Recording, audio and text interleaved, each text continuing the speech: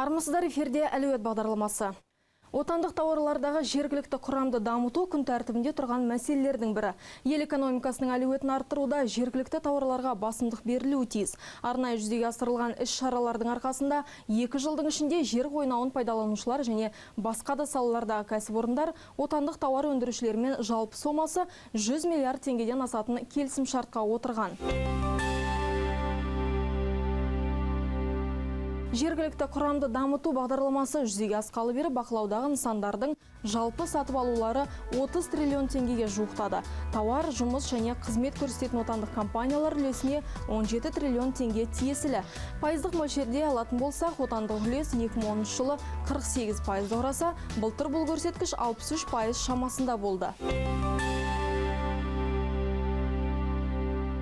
Бүгінде ірі компаниялар орта және шағын бизнеске қолдау көрсету мақсатында шағын кәсіпорындардың акционерлік құрамына кірмей-ақ қаржылай көмектесіп келеді. Мәселен, Қазақмыс корпорациясының қолдауына ие болған отандық компаниялардың бірі 60 миллиондық айналымнан жылдық бюджетін 200 миллион теңгеге дейін өсірген. Помощь малому бизнесу существенная. Орта және шағын бизнеске беріліп жатқан көмек ауқымды, сапаны үздіксіз арттырып отырамыз. Болашақта да өз көлемімізді еселеуді жоспарлаудамыз. Еліміздегі ірі компаниялар бізге қаржылай қолдау көрсетіп отыр. Соның арқасында біз өзіміздің өндірістік қуатымызды арттырдық. Бұл шағын кәсіпорындарға мемлекет тарапынан жасалып отырған көмек деп ойлаймын. Қазақстанда кез келген бизнесті жолға қоюға болады. Қазақстан жаңа мүмкіндіктерге жол ашатын мемлекет. Готовы трудиться, разрабатывать.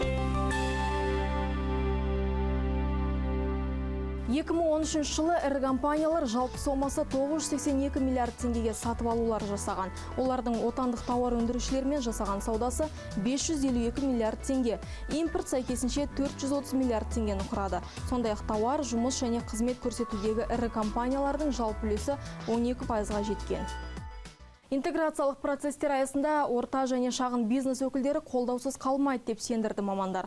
1-2 жылда еліміздің дүниежүзілік сауда ұйымына мүше болатын ескерсек, кәсіпкерлерге берілетін жеңілдіктер артықтық етпейтіні анық. Сейчас в рамках интеграционных процессов Бүгінгі күні интеграциялық процестер аясында ауқымды жұмыстар атқарылып жатыр. Біздің агенттікте осы бағытта біраз шаруаларды қолға алды. Отандық компаниялар халықаралық нарықта жұмыс істей алуы үшін оларға мүмкіндік беріп, жолдарын ашуы керек. Мәселен, мемлекет сондай қолдаудың бірін қолға алды. Енді үкімет кәсіпкерлерді қолдау үшін халықаралық сертификаттарға кететін шығынды өз мойнына алып отыр. Осы жылдан бастап бұл тізімге 30-ға жуық компания енді. Яғни кеткен шығынның 50% үкімет есебінен жабылады. Алайда сома 3000 айлық есептік көрсеткіштен аспауы тиіс. Бүгінгі таңда жергілікті құрамды дамыту ұлттық агенттігі тауарлардағы отандық құрамды көбейтуде әлем елдерінің тәжірибесін сараптап отыр. Дүниежүзілік сауда ұйымына өту арқылы жергілікті құрамнан айырыламыз деген көзқарас қате дейді мамандар. Сауда ұйымына кірген мемлекеттер керісінше өз елдерінің мүддесін дүниежүзілік нарықта қорғап келеді. Сарапшылар мемлекеттік қолдаудың бір құралы ретінде офсеттік саясатты қолдануды ұсынады. На данный момент ведутся работы по проекту закона. Бүгінгі күні Қазақстан Республикасының заңына сәйкес офсетті саясат жобасын іске асыру жүзеге асырылып жатыр. Офсетті келісімдерді пайдаланудың әлемдік тәжірибесі елдің азаматтық не қорғаныс саласында болсын жақсы нәтижелерге жетіп жатқаны байқалады.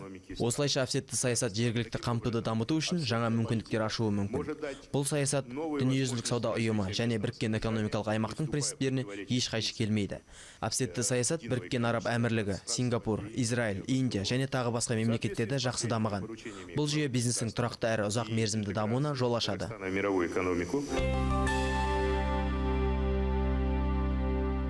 Өткен жылы кедендік бақылау комитеті мен статистика агенттігінің мәліметі негізінде елімізде сұранысқа ие тауарлар тізімі анықталды. Бұл тізімге химия, машина жасау, металл өңдеу және электр құрылғыларының 95 тауарлық позициясы енді. Дәл осы өнімдерге шетелдік және отандық инвесторлар өз салымдарын жасай алады.